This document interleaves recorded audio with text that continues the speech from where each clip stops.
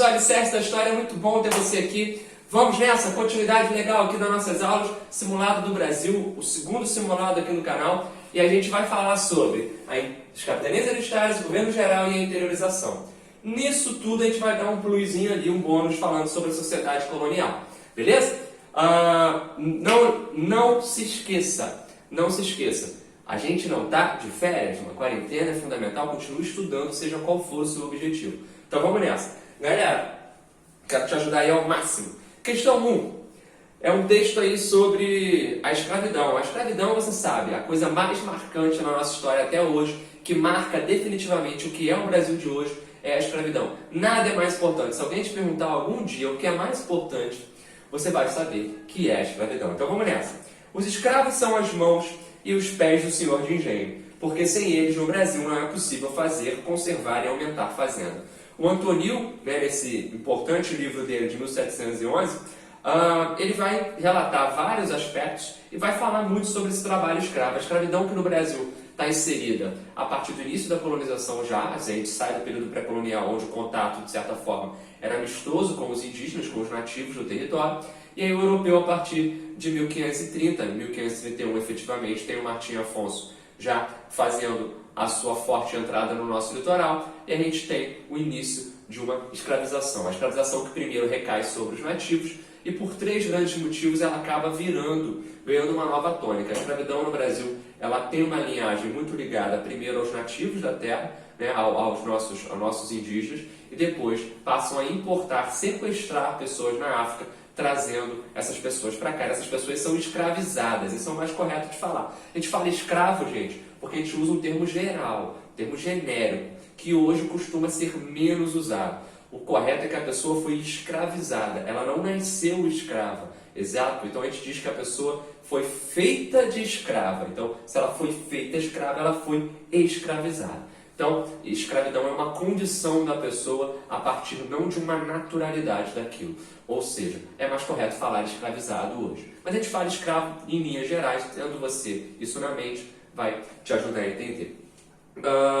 E a gente primeiro tem uma escravização muito forte em indígenas, eles são os responsáveis por montar os primeiros engenhos, e depois, ainda no século XVI, já temos a chegada formal de navios negreiros, navios tumbeiros, né, que vem trazendo para cá, arrastando para cá, gente sequestrada da África e mandada aqui para a América. Beleza? A gente já debateu, a gente vai ter a oportunidade de falar um pouco da escravidão melhor num vídeo específico, mas lembrem isso, gente, a coisa mais importante que já aconteceu para a nossa história até hoje foi a escravidão. A maior tragédia do Brasil é a escravidão. Ela marcou a nossa história e continua marcando até hoje a nossa história.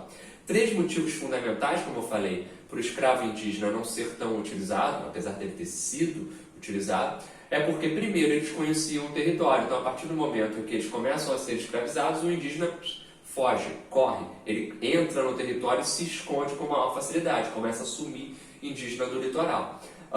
Uma segunda explicação bem óbvia é a questão da Igreja Católica, que tinha interesse em catequizá-los, coisa que ela não via com bons olhos, era a catequização em cima desses africanos. Então, ela defendia a escravização africana em contraponto, defendendo a liberdade para a catequização dos indígenas. Então, a Igreja Católica acabou sendo um elemento que, de certa forma, protegeu o indígena e não protegeu o africano.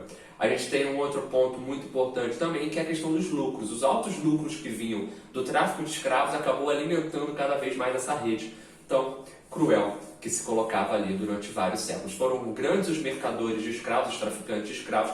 Isso envolveu grandes nações da época. Teve Portugal, teve a própria Holanda, tivemos a Inglaterra, a Espanha. Grandes redes de escravidão sendo formadas pelo Atlântico.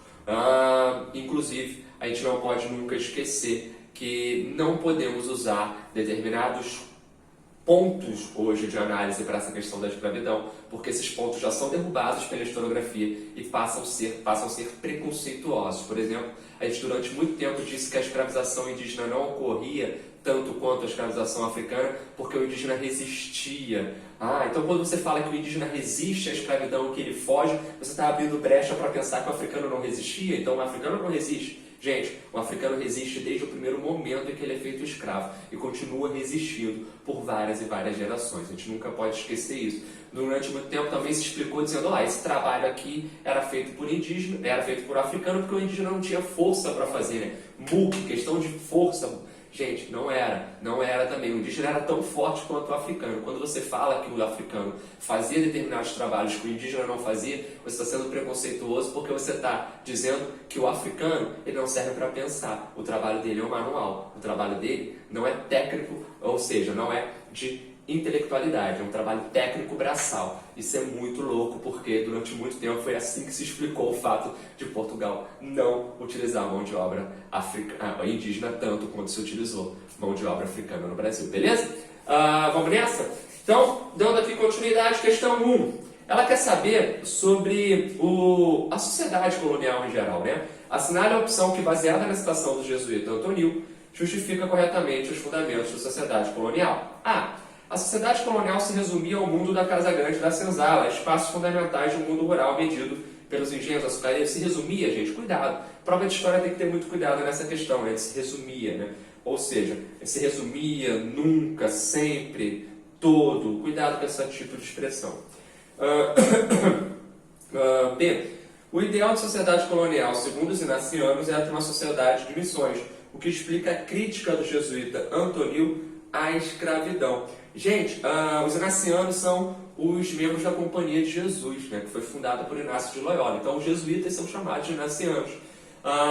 Realmente, os inacianos, os jesuítas, são contrários à escravização indígena, mas não são contrários à escravização africana, gente. C. A estrutura social do Brasil colônia era fundamentalmente escravista, uma vez que os setores essenciais da economia colonial, a exemplo da agromanufatura do açúcar, dependiam do trabalho escravo, sobretudo dos africanos. Essa questão C, essa alternativa C é perfeita na análise social colonial do Brasil. É exatamente isso. A nossa estrutura social é escravista, ela está na nossa marca, a gente não pode esquecer.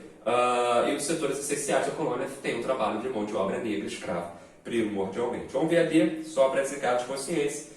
A sociedade escravista erigida na colônia sempre foi condenada pelos jesuítas. Sempre, de novo, é muito perigoso, tá vendo? Sempre. Cuidado, sempre foi condenada pelos... Não, os jesuítas, inclusive, não chegaram a defender, como eu falei aqui, os escravos africanos.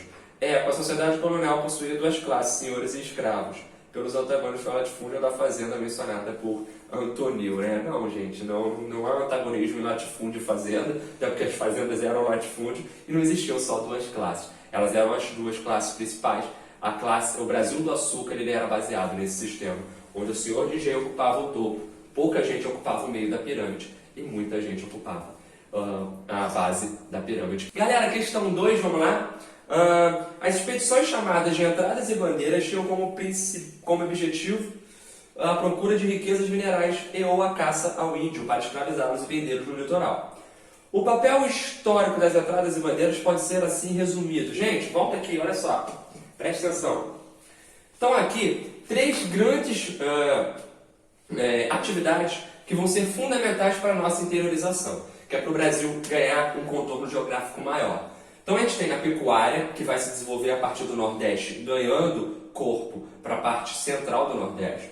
Saindo do litoral, a colônia ela não pode ocupar sua faixa litorânea com a pecuária, com o cuido desse rebanho. Ela tem que ocupar sempre a parte parte de dentro, porque precisa de mais espaço, o litoral é melhor, porque o açúcar ele tem que ficar ali, né? O açúcar, ele ocupava o litoral justamente porque ele era um produto de exportação, o solo era melhor, então não poderia competir a pecuária com ele. A pecuária, na verdade, era assessora, né? Uma assessora ao açúcar. Então, a pecuária em geral e os seus derivados, eles eram consumidos internamente na colônia. Pouco ia para fora. Então a gente diz que a pecuária basicamente é uma atividade que compunha o nosso mercado interno. Uma mão de obra que não é escrava, geralmente foi uma questão que estava no primeiro simuladinho, né, que a gente fez aqui, que é uma mão de obra paulatinamente livre. A gente tem, né, o recebimento era por porcentagem do que era feito, isso é muito importante. E além disso, ela acaba ocupando o território cada vez mais para frente, porque eu preciso de, né, espaço. A mão de obra ser livre era uma necessidade. Você não ia colocar um escravo para ter liberdade cuidando de um rebanho gigantesco de animais. Então, a primeira chance que ele ia ter, ele ia matar um monte de animal, fugir com o resto e ir embora. Então, você tinha que ser inteligente nesse ponto. É uma coisa que se pensava na época. As drogas do sertão passam a se desenvolver fortemente no seio amazônico, né, que são produtos extraídos no seio amazônico, né, urucum, o guaraná, o cravo e a canela pau, né, muito importante, ou seja, são a baunilha mais tarde, ou seja, são produtos que são extraídos no seio amazônico e a mão de obra lá é jesuíta, não, ela é indígena guiada por jesuíta. Aparecem algumas questões que a mão de obra seria jesuíta, é uma forma de te confundir. A mão de obra utilizada nas drogas do sertão é o quê? Indígena, com a participação dos jesuítas guiando esse trabalho, porque geralmente os indígenas iam sendo levados pelos jesuítas. Quem conhecia o território melhor do que ninguém era o próprio indígena, então ele que ia guiando essa atividade de extrativismo. Esses produtos eram fortemente vendidos no mercado internacional. Tá? Tinha um alto valor. E o bandeirantismo se desenvolve a partir do sudeste, da região de São Paulo, e tem duas frentes. Você tem as entradas, tá? As entradas são importantes, e as bandeiras. Show? Tem diferença entre os dois. As entradas, elas são oficiais, promovidas pelo próprio governo, e as bandeiras são não oficiais. O bandeirante, ele é chamado, esse cara que faz a bandeira, ele é chamado de um contraventor, ele é chamado de um sujeito ilegal, ele não obedece às leis, né? São expedições de caráter militar que avançam no território e que vão buscar fazer três coisas. A prospecção é procurar ouro, procurar riqueza mineral. O sertanismo de contrato, que é correr atrás de algum escravo que tenha fugido de alguma fazenda, então você recebe um pagamento para fazer isso. E também o apresamento indígena, que é a principal atividade que os bandeirantes fazem.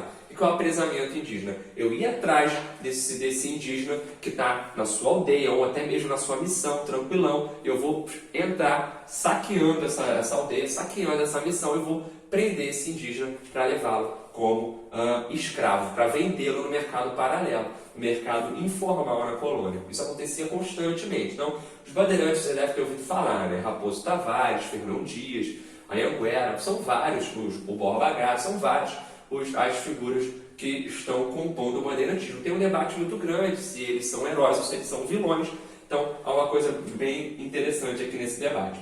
Entradas. As entradas, elas são formalmente, como eu falei, feitas pelo governo, uma atividade que é financiada pelo governo diretamente, e a sua ideia, na verdade, é procurar riquezas minerais. Tá bom? Os bandeirantes, né? Os bandeirantes acabam encontrando riquezas minerais onde hoje fica Minas Gerais, e isso dá início mais tarde a uma guerra, chamada Guerra dos Emboabas, quando eles queriam um monopólio sobre aquilo, e essa galera que vem de fora, são apelidados de Emboabas, acaba entrando em conflitos com eles. Beleza? O que essa questão 2 quer? Essa questão 2 quer que a gente aponte o papel histórico das entradas e bandeiras, né? O papel histórico das entradas e bandeiras pode ser assim resumido. Gente, elas ajudaram de forma fundamental a ocupar o nosso interior. Então vamos ver. Determinaram a ocupação efetiva do interior do Brasil e deram ao nosso país sua configuração geográfica. Sua configuração geográfica. Interessante. Vamos ver a B. Contribuíram para a implantação de uma nova política colonizadora, aproximando índios e colonos. Bacana, né? Com certeza. O bandeirante entrava lá na tribo e falava: "Ô índio, chega aqui, cara, quero conversar contigo, mano. Pô, não foge de mim não, cara, quero só te aproximar do colono só, pô. Queria dar um abraço aqui." Pô, claro que não, né? O cara entrava pra matar índio, não tava pensando às vezes em nada. Então, vamos lá. C. Iniciaram um aproveitamento verdadeiro das terras agrícolas do Oeste, né? Mudando a situação econômica da colônia. Não, o bandeirante ele não faz ocupação agrícola, tá, gente? Vamos lá. Letra D. Por razões políticas e econômicas, contribuíram para a mudança da capital do vice-reino do Rio de Janeiro para a Bahia. Não, na verdade foi o contrário, né? Sai de Salvador para o Rio. Não. Respeitaram meridianos de Tordesilhas, evitando assim conflitos armados entre portugueses e espanhóis. Na verdade, não. As entradas respeitavam Tordesilhas. As bandeiras não respeitavam Tordesilhas, elas avançavam. Então, gabarito aí, letra A de amor, A de alfa, como você quiser. Show? Vamos lá, galera, questão 3 agora, muito importante. O sistema de capitanias hereditárias adotado por Portugal foi considerado um fracasso. Qual das opções abaixo retrata os motivos deste fracasso? A. As grandes extensões... Vamos lá, peraí. As capitanias hereditárias foram um fracasso por quê? Nós temos um estabelecimento importante aqui. A questão aqui é 3 agora, ainda estou com 2 aqui. Ó. Gente, entre 1532 e 1534 começam a ser implementadas as capitanias hereditárias. 1534 já está aquela formalização clássica que tu conhece. 15 lotes, 14 capitanias, 12 donatários, divisão do território em grandes faixas, né, territoriais. E a gente tem o ônus da colonização passado para a iniciativa privada, isso é muito importante, porque Portugal não tem dinheiro de fato para investir na colonização, ele passa a pemba para alguém, ó, vai, coloniza ela para mim. Então ele faz esse aporte para nobres de pequeno calibre, enfim, e vem para cá. Uma coisa importante nessa relação toda aqui, que vai ser sempre interessante, é que Portugal, por não dar um apoio incisivo para muitos desses caras que recebem, para os capitães donatários, acaba não podendo de fato controlar efetivamente o território, e isso vai gerar grandes problemas. Quais são os grandes problemas que acabam surgindo com as capitanias hereditárias? Que era um sistema descentralizado. Acabam surgindo problemas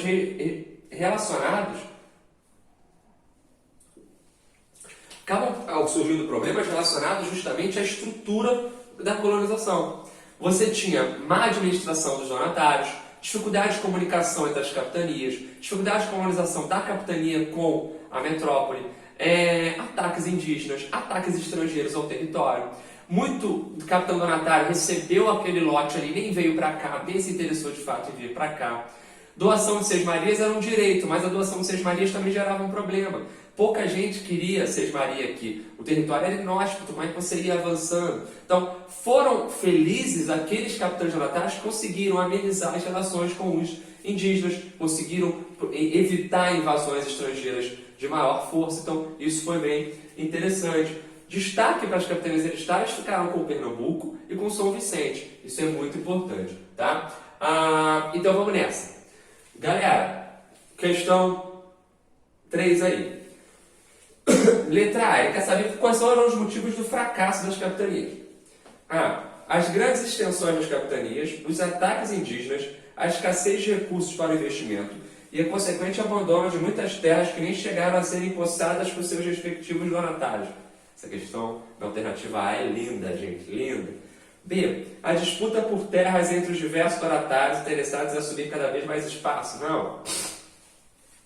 C. A aliança entre donatários portugueses e corsários franceses interessados em comercializar produtos coloniais. Não. A boa relação entre donatários e indígenas proporcionando um grande intercâmbio interno e a dificuldade do controle desse intercâmbio pelo governo português. Não. Pelo contrário, tem muita relação conflituosa, até porque o capitão donatário ele vai exercer a tentativa de escravização sobre os indígenas. A disputa entre comerciantes ingleses e franceses tentando oferecer vantagens cada vez maiores aos donatários. Não, gente, gabarito aí, óbvio, direto, letra A. Está dentro de tudo que eu falei aqui. Essa estrutura descentralizada vai ser substituída, mas sem que as capitanias hereditárias acabem. Em 1548 é estabelecido um regimento chamado Regimento de Almeirim, ou Regimento de Tomé de Souza, que vai passar a pensar numa nova perspectiva para o Brasil. O Brasil agora vai ser colonizado com o governo em geral. Então as capitanias hereditárias, o quê? Continuam existindo. Só que a perspectiva descentralizada é substituída. Surge agora um órgão acima das capitanias hereditárias. Então, CH, capitania hereditária daqui, acima dela tem o GG, que é o governo geral, que a gente vai falar numa questão logo aqui na sequência. Show? Gente, questão 4, governo geral, GG, aquele famoso GG. O governo geral chegou e chegou com tudo. Não podemos fugir do governo geral. Vem cá, lemos a questão. O Regimento de Tomé de Souza é considerado por alguns uma espécie de primeira Constituição brasileira, sendo enviado ao governador pelo próprio rei Dom João III. O rei ele ia escolher, gente, o rei ele ia escolher os capitães donatários, o cargo era de 5 anos. Vamos lá. No ano de 1548, o governo português estabeleceu no Brasil o sistema de governo geral, que tinha como um dos principais objetivos... Gente, Acabei de falar na questão 3. Um dos principais objetivos, o grande objetivo do governo geral era centralizar as ações. Portugal percebia que estava sem controle sobre as capitanias, então ele queria um órgão para controlar as capitanias. Está lá, firme e forte, governo geral. Vamos ver então qual é a alternativa? Letra A, centralizar a administração da colônia. Questão 4, letra A. Essa foi fácil, né? Rápida e direta. Show? Gente, você vai perceber que vamos aqui para a questão 5, você vai perceber que eu estou deixando a questão mais tempo na tela, então eu estou aparecendo menos, sem problema. O importante é você ler a questão e me ouvir. Vamos lá. A presença dos jesuítas no Brasil é quase tão antiga quanto a própria criação da Companhia de Jesus. Realmente, pouco tempo após a criação da Companhia de Jesus, os jesuítas já estão entrando aqui. Eles entram em 1549, a partir da vinda de Tomé de Souza para cá. Tomé de Souza traz a primeira grande leva de jesuítas. Você falou ordem religiosa, você falou Brasil, você lembra do jesuíta de cara. Isso é bem interessante. Os jesuítas eles chegam em 1549 com Tomé de Souza, liderados pelo Manuel da Nóbrega. Então, um cara muito importante que vai fundar, inclusive, um colégio que vai dar origem à cidade de São Paulo, lá em 1554. Então, vamos lá. De sua atuação, pode-se dizer que, gente, os jesuítas eles são guerreiros de Cristo, né? Eles se intitulavam mais do que religiosos somente. Então, os caras sabiam fazer tudo, desde lutar, desde construir um monte de coisa com um monte de pedra, desde aprender a língua indígena. Então, eles foram fundamentais para a catequização e foram fundamentais para a colonização. Sem a ação dos jesuítas, tenho certeza que a colonização portuguesa no Brasil não teria dado certo como deu para os portugueses. Então, a gente tem vários aspectos a serem falados. O que eles vêm para cá fazer? Eles organizam um grande sistema de ensino. O sistema de ensino passa pela ação jesuítica. Você que já estudou pedagogia em algum momento da vida já deve ter visto essa estruturação, que é uma estruturação jesuítica chegando no Brasil. A história do ensino no Brasil passa pelos jesuítas. Eles criam missões, eles aprendem a língua, eles vão catequizando dentro dessas missões e eles são fundamentais até para resolver conflitos entre colonos e indígenas. Então, esses são os jesuítas chegando no Brasil em 1549 e se desenvolvendo por séculos e séculos. Quando o Marquês de Pombal, lá na frente, no século XVIII, falasse, ô, jesuíta, vaza, não quero mais você aí, a gente tem uma grande quebra justamente no sistema de ensino. Vai ficar muito falho o sistema de ensino porque não vai ter quem, possa ocupá-lo daquela forma como os jesuítas ocupavam. Show? Então vamos nessa? Letra A. De sua atuação pode-se dizer que, letra A, chegaram ao Brasil em 1549 fundando dezenas de missões entre os índios. Além de criarem as primeiras instituições formais de ensino na colônia, cara, só está dando letra A, né? Estou até preocupado. É letra A, claro, direto, não tem nem o que contestar nisso aí. Vamos ver as outras, só para desencargo de consciência. B. Chegaram ao Brasil com Tomé de Souza, beleza, restringindo sua atuação à capitania de São Vicente. Restringindo a São Vicente? Não, né, gente? C. Expulsos pelos espanhóis da região do Sete Paulo da Missão, emigraram para a Amazônia, fixando-se ao longo do Rio Negro. Não, gente, não tem isso. A expulsão dos 7 povos das missões é mais para frente, as guerras guaraníticas. Foram os principais missionários a dedicar a educação dos índios, pautando-se pelo respeito e valorização daquelas culturas. Claro, então, isso é óbvio, né? O jesuíta respeitava a cultura indígena, com certeza, né? Respeitava tanto que queria passar dele por cima da do indígena. Então, isso aqui, papai, fico emocionado com uma alternativa dessa. E quando o aluno marca, eu fico mais emocionado ainda, cara. Sentimento de desgosto.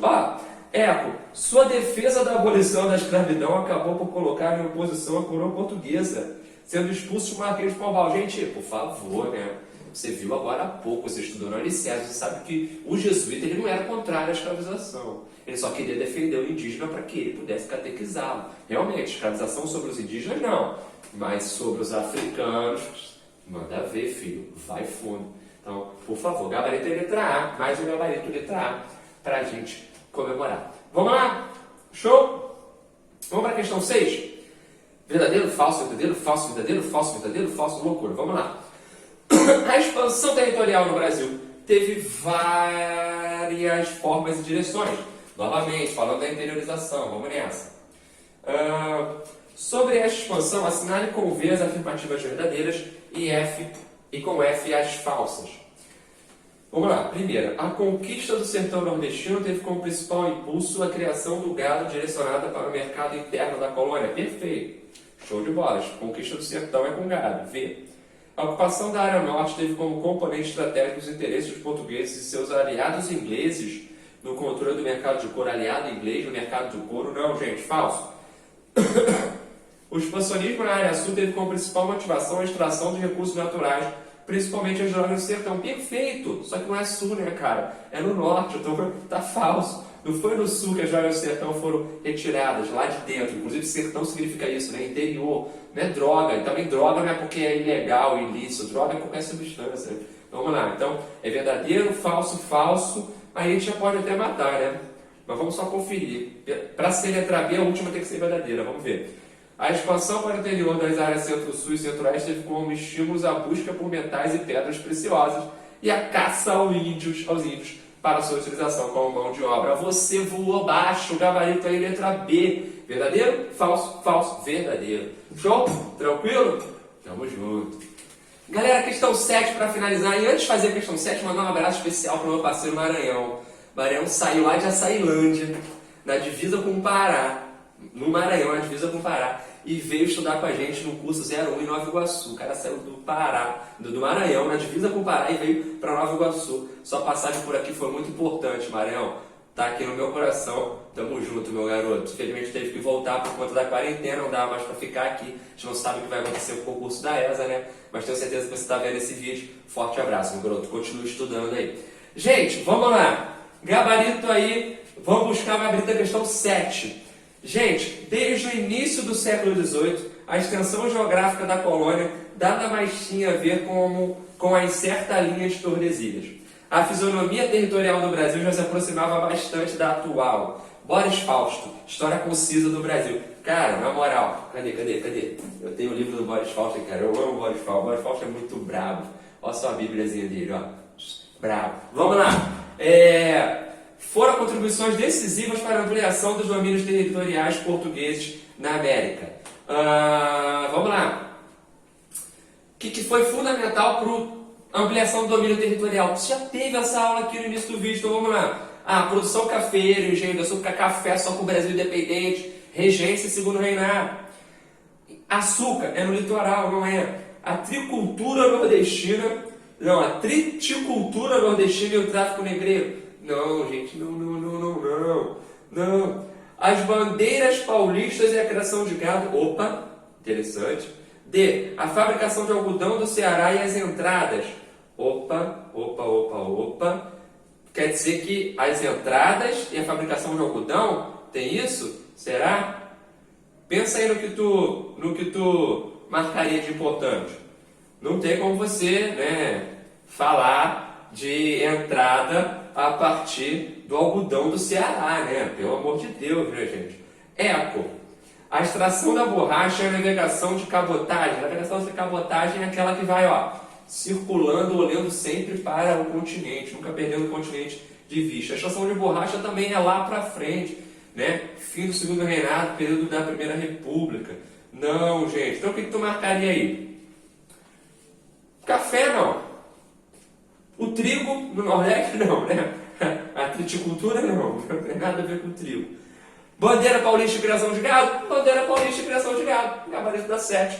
Letra C, Charlie. Show? Tamo junto? Foi feito. Você, espero ter ido bem. Vamos continuar mandando aqui vários simuladinhos. Um forte abraço. Lembre-se, continue estudando na quarentena. E lembre ainda mais importante, peraí, não vai embora não. Deixa seu like, se inscreve no canal e divulga. Nosso canal está com 5.600 inscritos, é muita coisa já, eu já estou muito feliz com isso. Até porque eu não quero ser youtuber, famosão, mas eu quero ajudar o máximo de pessoas possível. Tenho certeza que você se inscrevendo, compartilhando meus vídeos, você vai ajudar isso a acontecer. Valeu? Então...